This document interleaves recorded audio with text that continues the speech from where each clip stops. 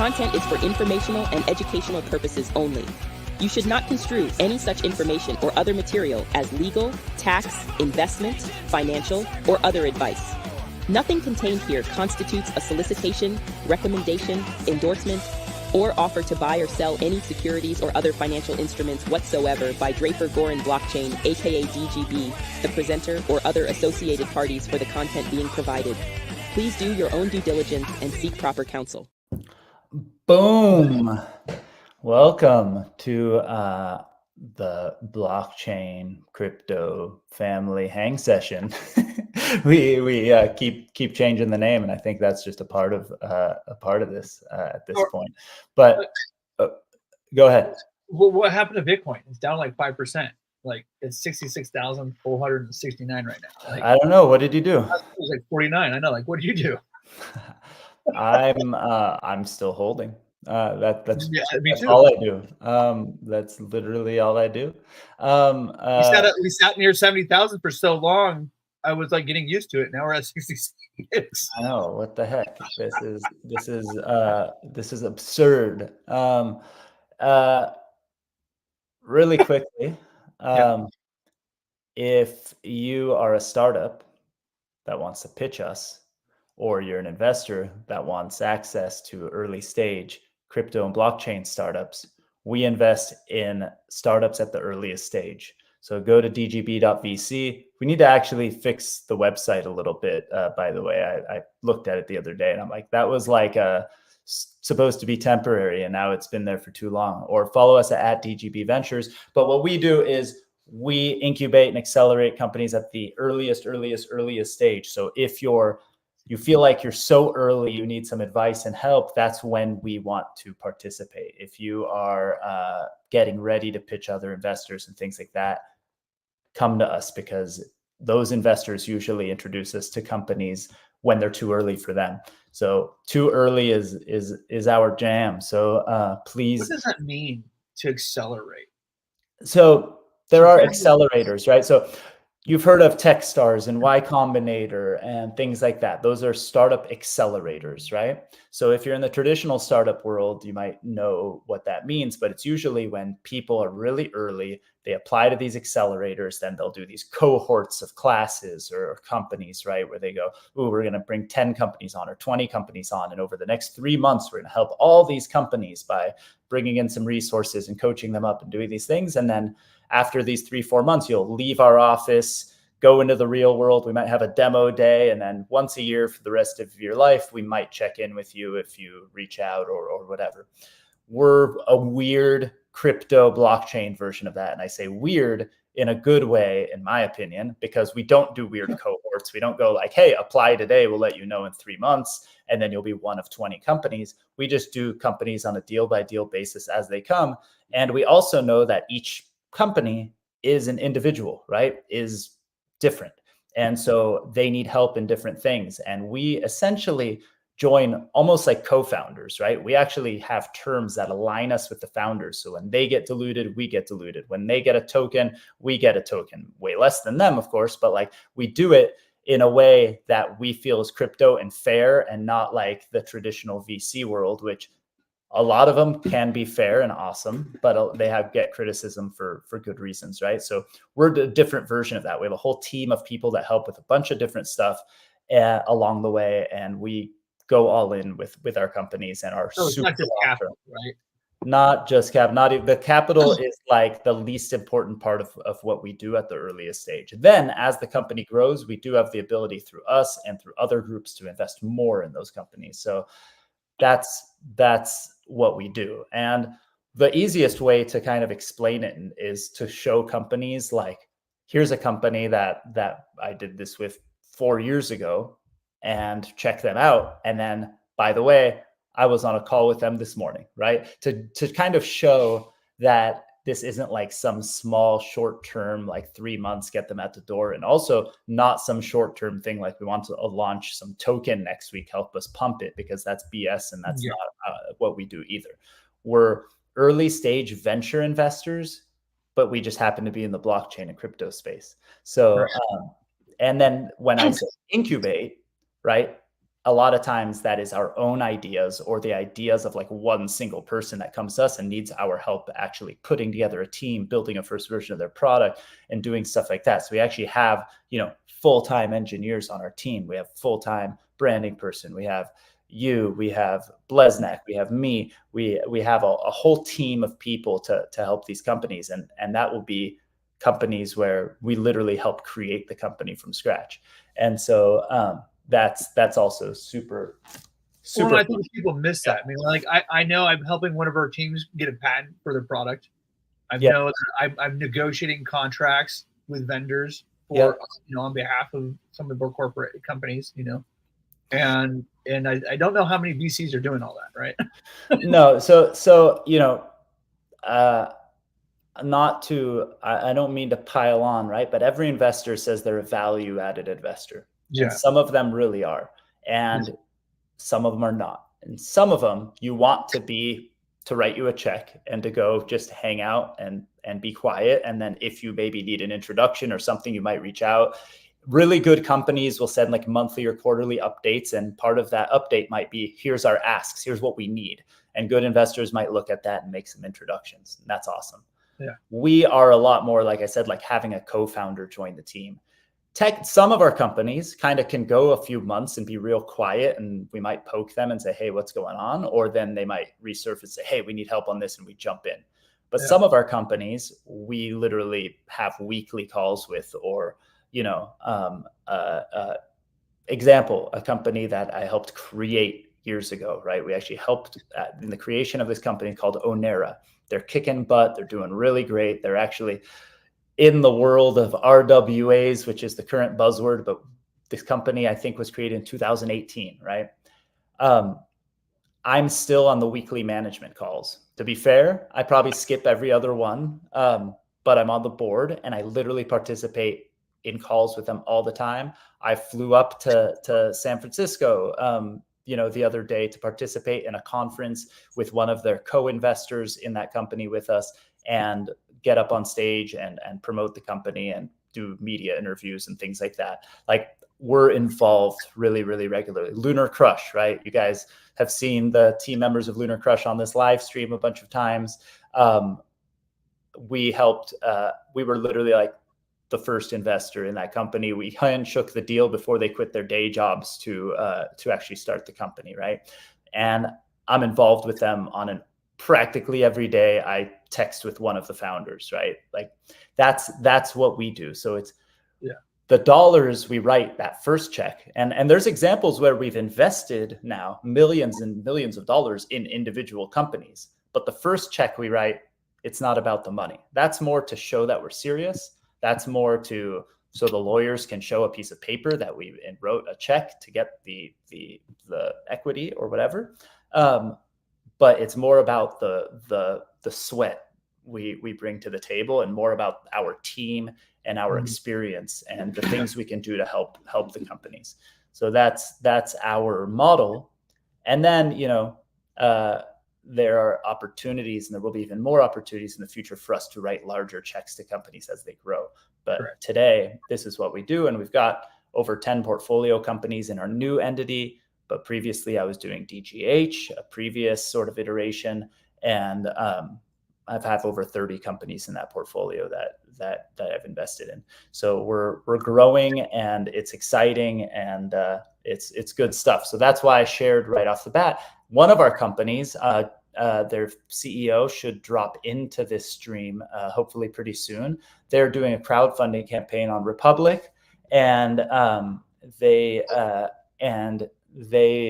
actually only have like 24 hours or so left on that campaign. We invested in that company previously, and we're investing in a campaign on Republic at the same terms that the public is allowed to invest in. So we wanted him to come in and answer any last minute questions. So if you're watching, I know there's a bunch of you on the stream right now. If you have any questions for Zoop, let us know. And you could even see the Republic campaign at republic.com/Zoop, ZOOP. So go check that out if it's something you're interested in. But that's just one example. Is Jordan, the founder, actually came to me because I had him be a part of a local startup community demo day that I was organizing like 7 or 8 years ago. And then that company raised money. I actually invested, I forgot the exact amount. It was either like $250 or $500 on a crowdfunding campaign in that company back in the day. And then he sold that company. And I actually made money on that crowdfunding campaign. It was pretty cool. And then that was a cool company in the comic book world also, where it was actually kind of like the Netflix for comic books. They were acquired by like a publisher or another group that kind of let it die. He's now doing his next company. We decided to back it. Although they're not doing anything crypto and blockchain yet, you could probably read between the lines and understand that digital distribution is happening, and more it's going to be coming on chain and stuff like that. So, and they have some really cool partnerships and things that they're doing now. The company is growing. It's really rad. So we backed him because he's like a founder that we knew was just doing something awesome. And we backed him, even though he wasn't even in the crypto and blockchain space quite yet, because we had known him for years now. He'd taken one company to success, and he's still in the same industry trying to fix problems in that industry. And so we just backed him for that reason. And that's kind of how we are. We're like crazy early. We'll just back people because they're the right person or because they're attacking a problem that we think is important. And we're in it long term, right? Yeah. So it's going to be fun to see. I think there's so many people who are looking for funding just to look for funding for money, right? Yeah. And they're looking. There's nothing wrong with that. Look, if you can raise money with very little strings attached, and it's easy for you to raise money for, you're one of the lucky ones, and you should, I think you should be careful and conscientious and not just take money like some random crypto projects do and waste that money, but you also, should do it, right? I always tell our companies, right, if you can raise money and if you're in a round of funding and you have terms where if you take more money, it's not going to hurt you too much or stress you out, then take the more money. Having extra money in the bank and being frugal with it, being careful with it, not frugal. You want to not be afraid to spend, but you also want to be careful in the way you spend, right? And be able to, if shit hits the fan, if crypto market changes, if, the startup market changes, you want to, I think the best, what Boost says, we got to give them credit, but they say, be the cockroach, right? Be able to survive the nuclear winter. You have to be able to do that, but also when the timing is right and the markets are pumping, when things are easier, then make sure you put some money in the bank. But that's not us. We can help with that. Right? The last cycle, I feel like the last cycle was very frothy, similar to like the .com era, right? And people are like, hey, we're a Web3 game. We're going to be able to raise all sorts of money. And that might be interesting. I mean, that might still go on the cycle. I'm going to be interesting to see if we have it. But like, I've seen a lot of Web3 that have completely died, where I had tokens into something and the team had completely abandoned the project, went off and did something new. And it's just like, well, what the heck? And if enough people like me get burned, we're not like apt to like invest in some of these projects. 1,000%. And what I will say is that, so Pravi is right. Discipline and efficient in capital allocation, 100%. And what I will say is there is, based on what Rankin said, it was crazy frothy in the crypto space. It technically still is. And I will say that if you talk to people that are in the traditional VC world, if they invest in other types of companies, everything is down. Everything. Crypto is down compared to crypto, but crypto is still insane valuation wise compared to the rest of the startup world. And people in the traditional world know it. People in crypto think it maybe, depending on who they are and their thing. But all you have to do is look at like crypto valuations and compare it to an actual stock and see that these crypto valuations are so overly priced compared to an actual traditional stock. When you say actual traditional stock, I have lots of negative things to say about those. No, there's a lot of negativity.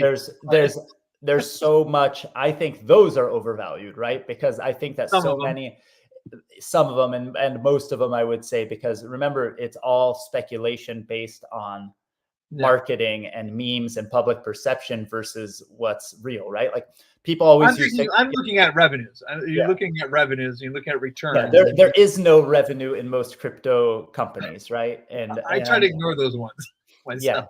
Yeah. So, and that's the thing, is there's a big difference, and people don't realize this also, between like a crypto fund and what we do, like a venture model, right? There's like hedge funds with crypto, and they're thinking about liquid tokens and buying a token and selling a token. We don't do any of that.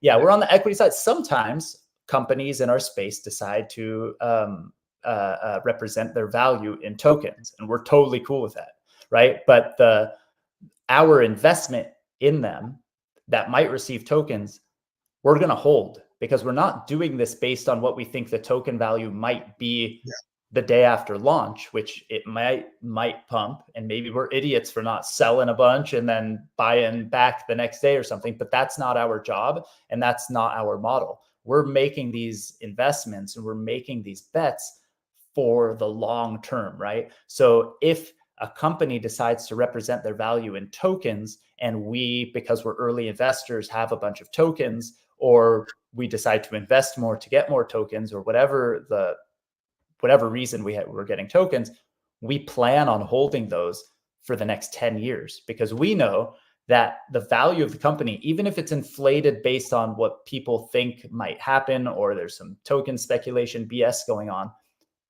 we know that if this wins in this category, the next 10 years will be a roller coaster, just like any small business or startup is. But if they win, it's exponentially bigger of an opportunity than us making money on some tokens. I'm going to put a caveat in there, though.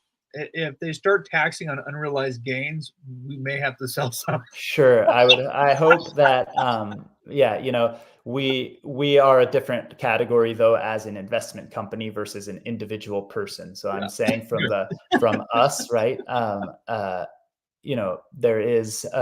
There's things. Yes, Pravi, you are right, but that's also not what we do, right? So, Roaring Kitty traded from 55K to $1 billion, right? And that's memes, and that's wild. And I'm stoked for the whole community of people who found their way there. Thanks to him, thanks to Roaring Kitty, I paid for my entire video game habits throughout my 20s. Did you have GameStop? I had GameStop. I had GameStop stock at $5. I sold half of it, unfortunately, at $10, and then laddered the rest of it all the way out back when that happened originally. And I remember I posted a thing on Facebook when it happened and said, "Thanks to the GME, you paid for my game habits." That's pretty sexy. You held that stock because you did it. See, I don't hold pretty much any public stock, and so I'm a DJ ones in stocks too. So yeah, but it's good. We have a good balance on our team of TradFi, real estate, fintech, and crypto gaming, all that fun stuff, which is part of what we bring to the table. So. Do we know for sure if Jordan's going to join us, just so that we keep the conversation on that category? I think he was going to do some other call and then hop in, so I think he will. But just checking. But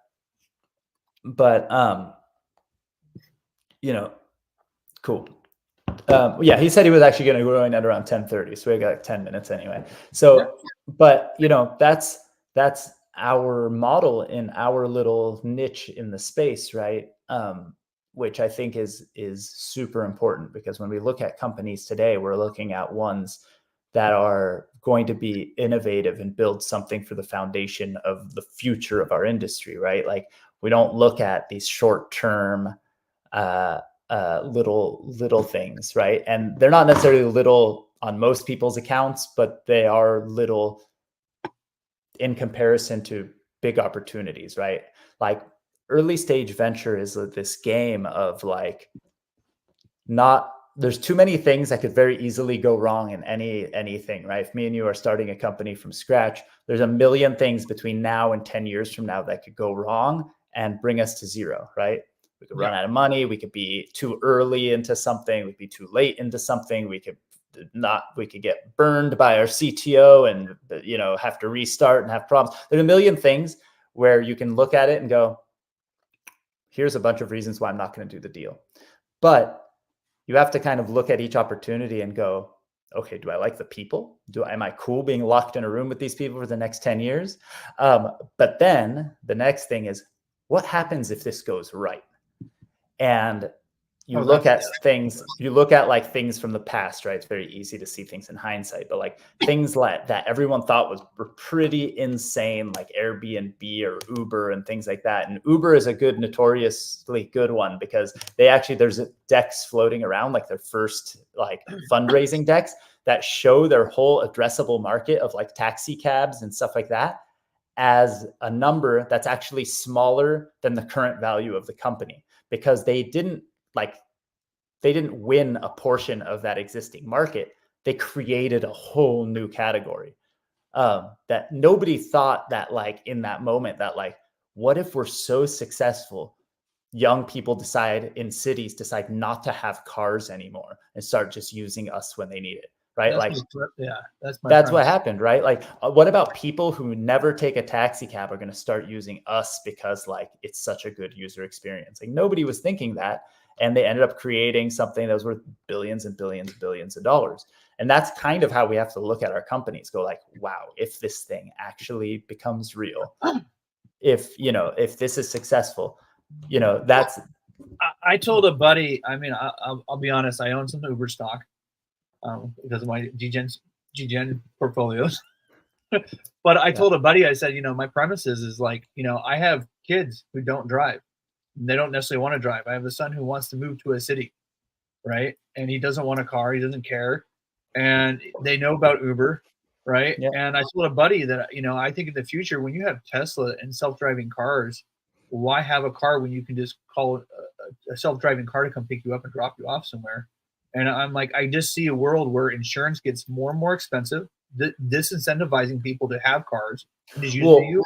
It's already if you look at the data or whatever, there's already data out there showing that Teslas in self-driving mode are exponentially safer than human beings, right? And every one of those news articles so far has been debunked. When they say, ooh, the Tesla self-driving crashed, it turns out almost, as far as I've seen, every single time the human took over. And then once they did the investigation, the human is actually the person who crashed it, because they were annoyed that the Tesla self-driving slowed down too much and, swerved away from whatever. And that is a problem with self-driving, is if there's any even doubt, it just stops, right? It'll pull over, and it pisses people off and they want to drive faster, So, yeah. And it's just, I look at that and I'm like, it's inevitable in my eyes. And the thing is especially there's a whole agenda out there for 15-minute cities.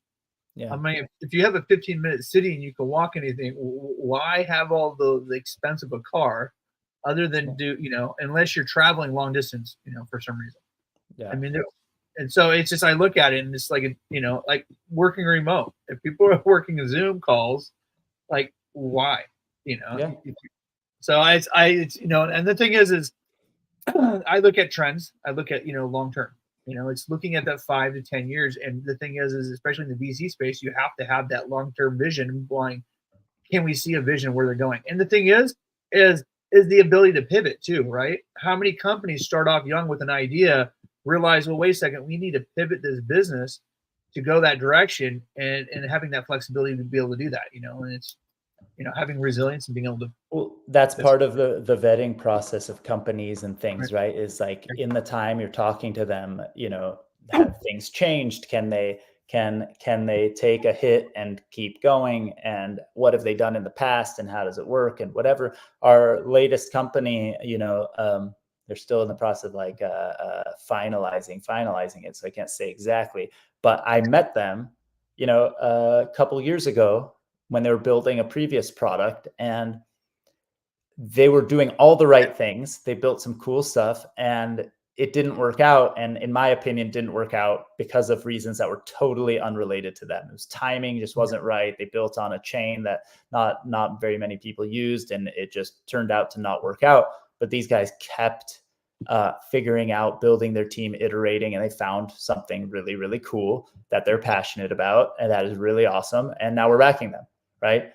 And I kind of wanted to back them before, but the timing wasn't right and it didn't work out. So, that's also an interesting thing, is that we have these relationships with people where even the ones we say no to, we still stay friends with and we still catch up with, or ones where it doesn't work out, or the ones that do work out, or team members from things that did or didn't work out that were early investments come to us. And because of our relationship, they tell us what they're going to launch before anyone else. And they come to us before they're even ready. And even though now they have more experience, they still want to work with us because they understand we're long-term, right? So it's a cool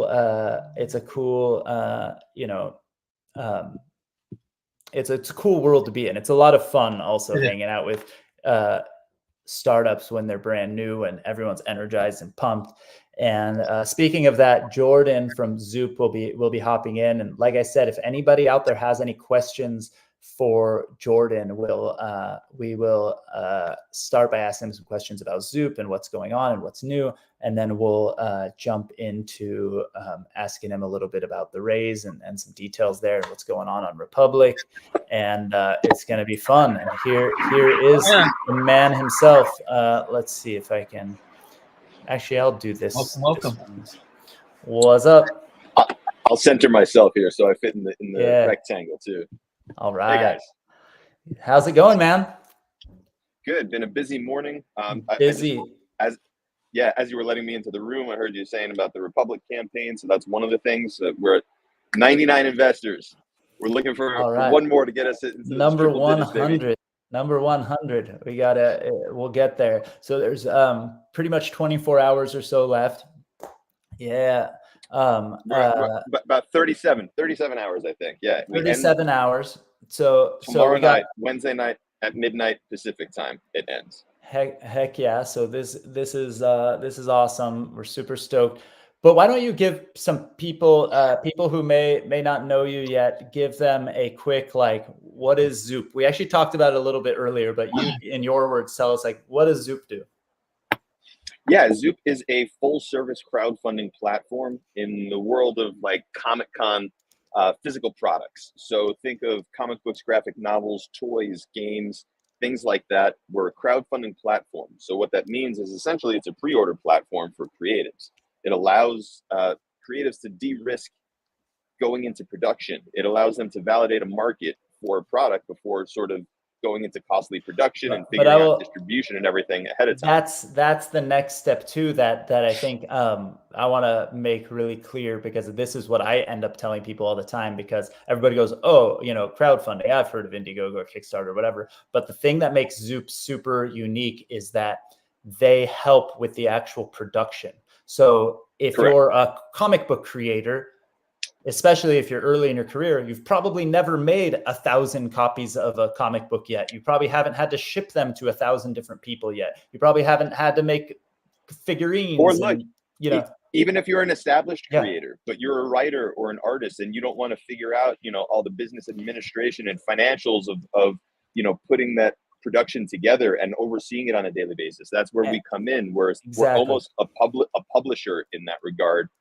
And we're a business partner, really, when it comes to it, for creators looking to put products out into the world. So you guys you guys help with creating the campaign and doing the marketing and doing all of the stuff with the campaign, but you actually fulfill the campaign also. So for the person who's contributing a campaign, you don't get those horror stories of, I gave $100 to Rankin and I never got the comic book.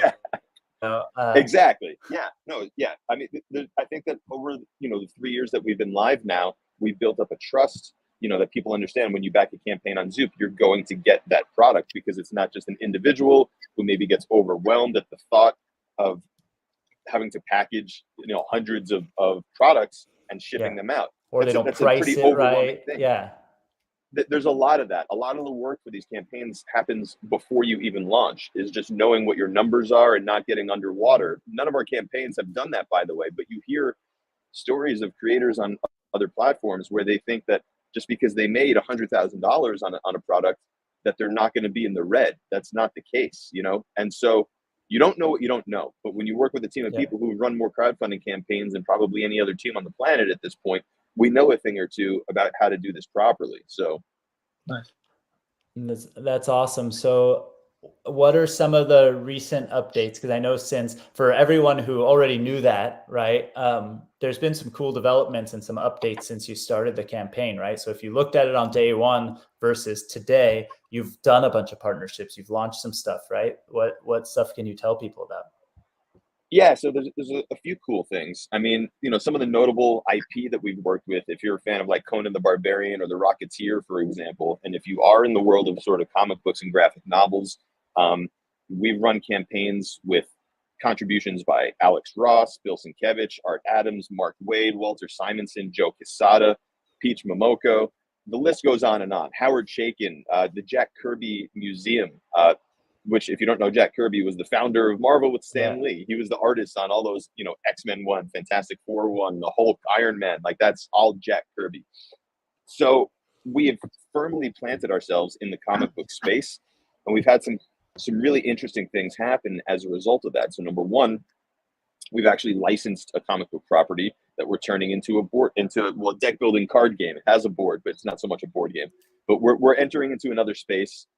We're adding another arrow to our quiver, if you will, with Zoop Games. So we realize that in our business, we have our service fees. That's how we make money. But if we are our own client, we could increase our profit margins on these campaigns.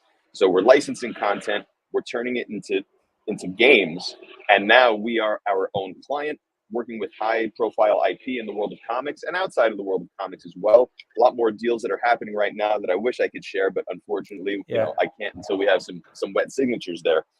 The other thing that was really interesting that we did something called a crowd building campaign. So the difference there was that this was seen purely as a marketing play. And a lot of people do look at crowdfunding as a marketing play, but this wasn't necessarily to raise money.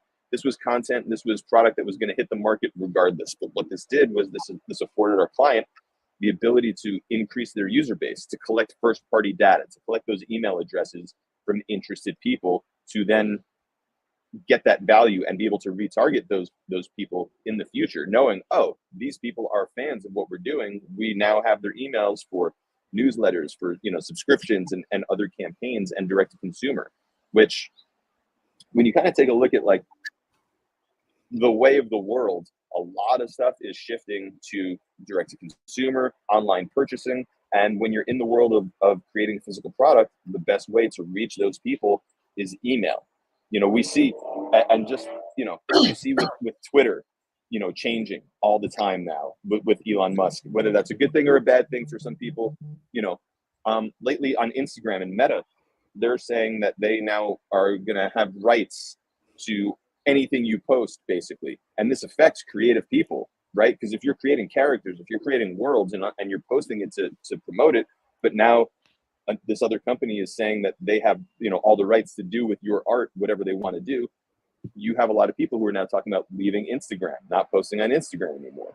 Yeah. All this to say that first party data, those emails, is the strongest tool that you have, and crowdfunding is the best example of that. Yeah, we've talked about this a lot with different groups and people over the years, right? There's been so many situations where people, like creators, right, artists, musicians, get tied into their Twitter account, their Facebook account, their Instagram account, and then they either users no longer utilize that service, or what's more likely to happen is those services just decide to change the platform to do something else, or to charge more money to make money. So like Facebook kind of rugged everyone at one point with people who had pages. You used to be able to like post as a page and every person who followed you would see it. And at a certain point they decided, how about we make it cost money? And somebody we've had on this stream before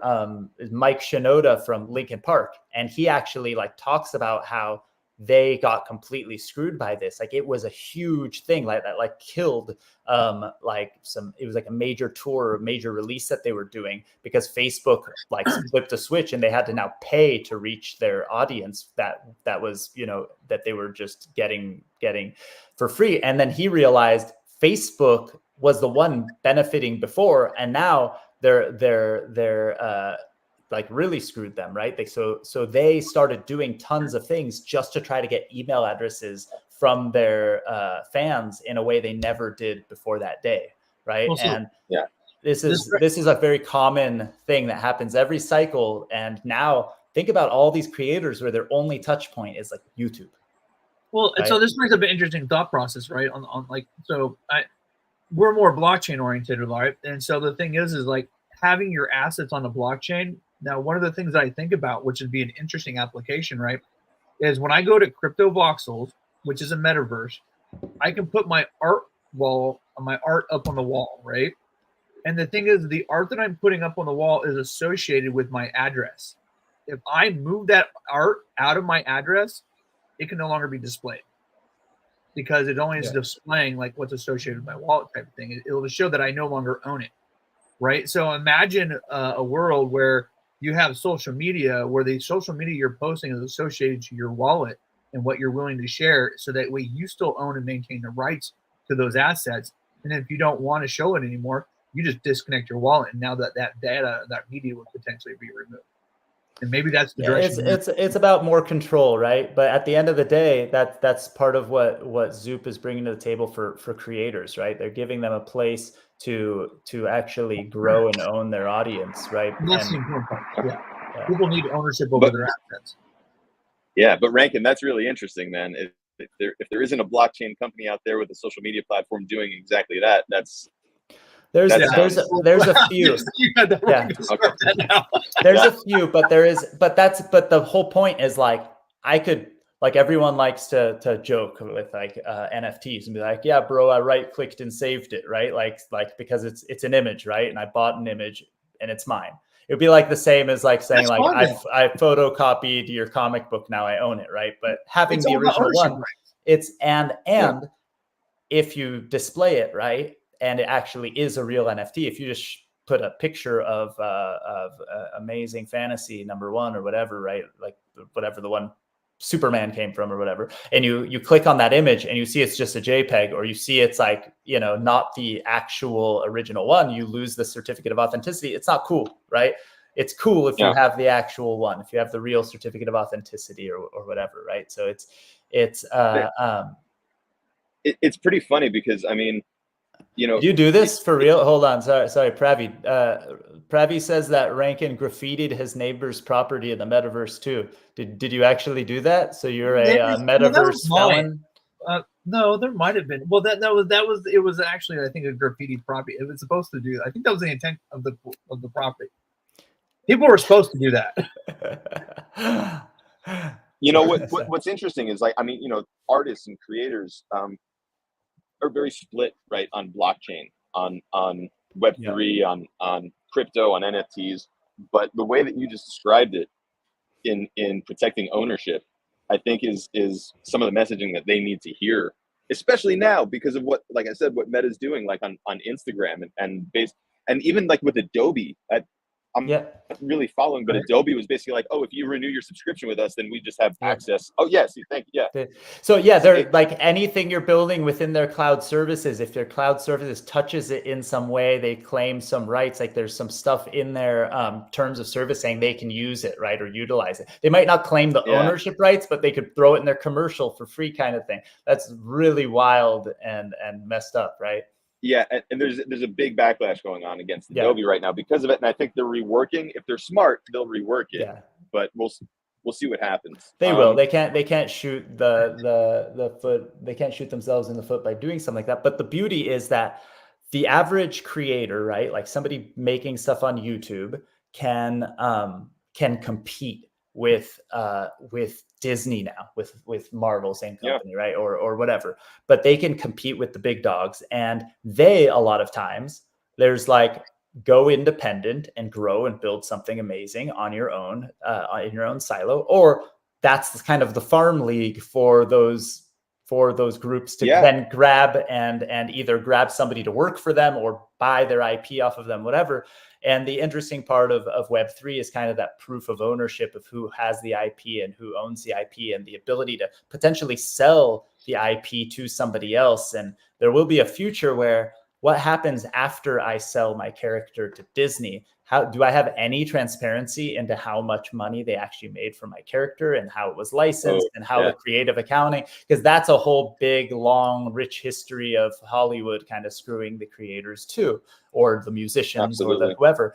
And that's where the future is going to go. There's going to be on-chain, or even if it's private, ways to verify data, to actually know the exact number of streams, to actually know the exact number of times it was sold in the movie theaters, for the box office numbers, or the number of times it was streamed on Netflix. These things are going to be able to be proven now, and people will actually be able to get paid for their work. Or maybe the people who supported them will have a way to actually get a piece of that ownership and see that transparently what they get. And that's where it's going to get real neat in the next few years, I think. And but today we think about digital distribution. We think about what's happening on Zoop, and you're able to, as a, let's say I am that guy on YouTube that has 100,000 followers, but I don't have any of their email addresses. I don't know how to reach them. I could use a campaign on Zoop, whether it's the crowd builder one or an actual, crowdfunding campaign, to sell some version of a product to them, to sell them a $1 piece of digital art, to sell them a comic book. And now I actually have their data. So if YouTube ever rugs me, I actually have the ability to reach my supporters and my diehard fans. It is a platform to monetize. Like, so if you are a creator that is fortunate enough to have built up, let's say 100,000 subscribers on YouTube, and you have that outlet to market to them, but you lack that first party data, you lack those emails, running a campaign. And whether it is something digital, whether it is an NFT or crypto, or if it is a physical product, we can help with all of that. That we're not necessarily physical product only. We're not necessarily opposed to working, in the digital space. I mean, look, we distribute digitally all the time. It's not necessarily on the blockchain, but working with Alon and David here, the sky's the limit when it comes to that. And we could certainly be a bolt on for anyone who understands and masters, I actually blockchain think and Web3. I think a bunch of the communities should go backwards, right? Because none of them have taken my advice and collected email addresses on their website, pretty much almost across the board. Very few of the NFT campaigns did any proper marketing. The only communications they have is Twitter and Discord, right? Which is freaking nuts, because how many customers are going into Discord and watching it regularly, right? It's a weird thing. And there's not a single, to this day, I know everybody thinks texting is the best, and everybody thinks, Twitter and DMs and things like that are awesome, or Instagram or whatever, but still the highest conversion rate, the highest open rate you will get with your customers is still email. Right. So, and it's still the most surefire way of get somebody's actual attention if they're a customer of yours. And so, Kevin listened. See, Kevin knows what's up. And so where I'm getting at here is that I think a bunch of the Web3 communities who do merch drops, who do these different things, they like to use different random companies to do it. And some of them are good and some of them are not. But if they actually want to control their data, have somebody actually help with the fulfillment, and also have the ability to continue to sell products, the physical products and the digital ones, to their users, they should be coming to Zoop and going, hey, these are the comic books I want to launch. These are the shirts I want to drop, or these are the physical products I want to sell. And they should be using Zoop too. And that's, I think, something interesting, because one, they'll get more data for the people other than just wallet addresses, because that's not enough to send them something in the mail. And they'll also be able to show off their work in a different way, right? Because everyone is going, there is all this digital stuff, but they are wanting to do something physical, right? Like this art you want to display, or you want to have a physical. I just want to make a comment.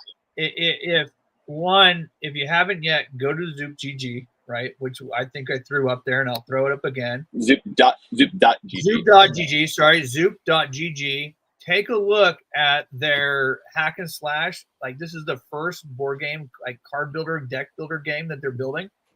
There's like 7 days left, and like the entry package is like $49 for this game. Take a look at it. It's pretty cool. It's based off of a comic series, right? I've never heard of the comic series, but the game actually looks cool. The cards are all based off of the comic book series, and so it's, it looks pretty cool.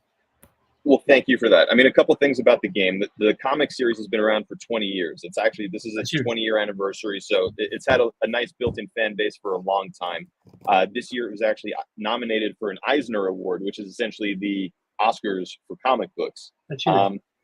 And the creator of Hack Slash was also nominated for another Eisner Award for another series he's working on. So just the legitimacy that brings to a title like this, certainly helps. We've actually made a couple of prototypes and passed them around in the gaming community, and we've gotten some great feedback. In all honesty, like there's people that are really excited about this game. The mechanics of the game are, if you're familiar with like Marvel's Legendary card games or Star Realms, this is similar to that. It's got its own spin, its own unique mechanics. The artwork is straight from the comics, so it's all top quality artwork. The design of it, I mean, it's like real true like cards and a board and like other pieces for a game. So it's, I mean, super high quality. And I mean, look, we're really proud of what we've done to create this thing. And this is the first of many. Like I said earlier, we have a lot more licenses that we're working on. So right. And the awesome part is at the moment they get a chance by going to Republic and being a part of it, right? That's by true. joining alongside by investing in Zoop. Which, I mean, personally, I did that myself because I love what you guys are doing. I love the brands you guys are working with, and I know some of the other stuff that's going on. I know, yeah, that's exciting, that's which is thing. exciting. Like, so I'm just like, so yeah. But that's just for me as a person. Yeah, behind not the scenes, financial advice. some, it's just like, I like what I like. Look, behind the scenes on the Republic side of things, I mean, we have a lot of exciting things that are happening that we just can't announce just yet. In terms of top tier creators, big companies that we're talking to that are, I shouldn't say that we're talking to, that we are like awaiting signature on. So like, it's not, we're not dangling carrots here, but like, and it's been a privilege to work with you and helping you on some of these things. Right. It's been a privilege derailing every conversation to be about the metaverse. Yeah. if we're gonna be honest, this is it takes it. I know I'm just messing, but it does take a lot of discipline for Rankin and I to not go, have you seen this? Because you guys know how it goes. And here's the thing. We're on the fringe of it, right? Like we understand that our application is not necessarily so in the middle of crypto and blockchain, but that we can actually help facilitate a lot of that stuff on the fringe, on the edge, in the physical world. So that's sort of our niche, our sweet spot. Like when it comes to blockchain, when it comes to crypto, Web3, all of that is like, well, where's that physical component? Where's that distribution component? How do we do that? That's where we come in and help. So I know that like we don't necessarily have a blockchain application to us, but we are here to support and capable of supporting blockchain. And I'll say from our side, right? Like people may have seen like Nifty Spirits, right? The guys that did the board vodka and the Doge vodka. And you can kind of see, ooh, there's a physical product and there's a way to redeem an NFT when you get the physical product. And there's some things that they're doing for consumer packaged goods. There's another company that's in our portfolio that's doing something that's gonna be really cool that will be working with Zoop soon on some stuff. Then there is another company we're talking to that will related and that will probably end up doing something with Zoop. Then we have another company. Like there's going to be a bunch, I'm going to say from our side of the equation, there's going to be a bunch of announcements and things that fall into this category that will work with Zoop that everyone's going to see too, that are really, really exciting. I want to know why, if I'm buying an $80 NFT comic book on the internet, that's an NFT, that why the heck are they not providing a physical edition through Zoop? Because they don't have to, right? Or they're planning on doing it, but they haven't done the. We lost them. We'll get them back. But they're they the issue with it is that they plan on doing some physical thing, or that was their intention, but then now they go, oh crap, wait, how do I get people's addresses? How do I even print it? How am I going to send 1,000 copies? And that's where they should be talking to Zoop even before they begin. But if it's too late, if they already did it, they should be talking to Zoop. Though Rankin was just asking, how come some of the NFTs I've bought for like $80 that's supposed to come with a digital comic book doesn't also come with a physical one? And that's exactly what we're talking about here. And we could certainly help thread that needle. I mean, look, the digital delivery is so much easier, right? You don't need a physical address. You don't need postage. You don't need, the logistics of producing a physical item. So I understand all of that. But I mean, now when all you literally have to do is get in touch with us, to take care of that, as opposed to like having to figure it all out on your own, man, we just lower the barrier to providing that extra level, in the NFT and blockchain space or not, Yeah, exactly. And hey, Rankin, by the way, did you already buy the hack/card game? Because I have not bought it yet. Okay, we're buying them for the team members. Like literally right now, it was being bought. So don't. If you didn't already, we're doing it. Well, which one did you get though? Did you go the base model or did you get the extra expansion? No, the expansion, of course. Can't just go for the base one. Thank you. But yeah, where the heck was I going to go with that? Oh, Jordan, you were about to say something. I will say we have about 5 minutes or so left, and if there's anything we want to hit, of course, the Republic campaign and stuff. So, but we've been talking about it, so people have seen it and people know. And if you want, I have a quick question for Jordan. Jordan, did you figure out a deal for stores that they want to buy at a discount? In case there's anybody listening right now. Yeah. Is there an option now? I'd have to check the page, but I mean, typically what we do is 50% off. That's like a wholesale price. If stores want to order.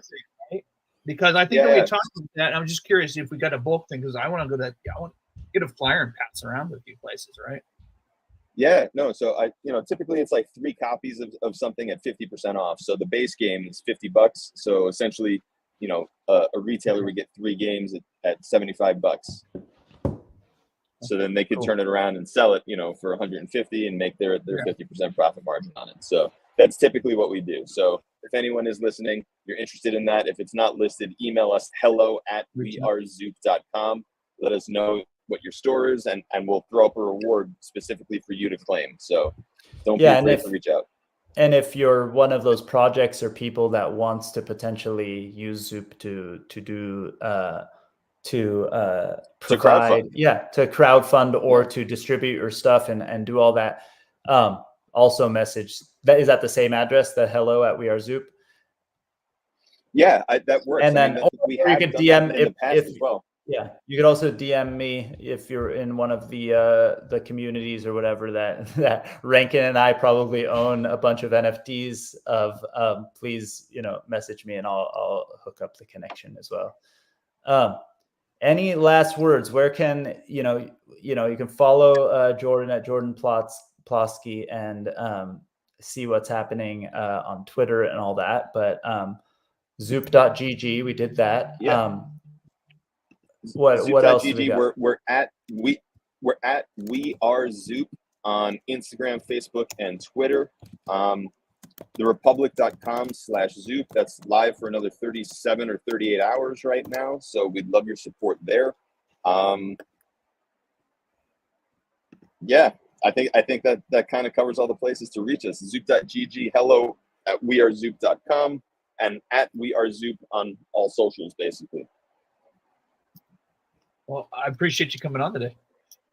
Yeah, thanks for joining us. We'll have you on a lot more, I'm sure, in the next few weeks to talk about those a few of those things we may or may not know about but can't say out loud. And then there's gonna be some fun stuff in the future. So let's do it. And we'll talk to you at our next meeting, Jordan, which is in a few minutes. 4 minutes. Yeah. Yeah. All right, guys.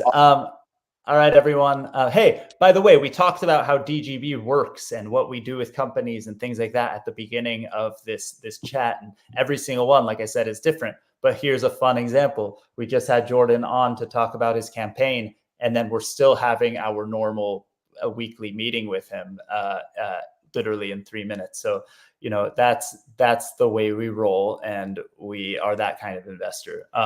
And that's just part of what we do. So everyone, thank you so much for joining us.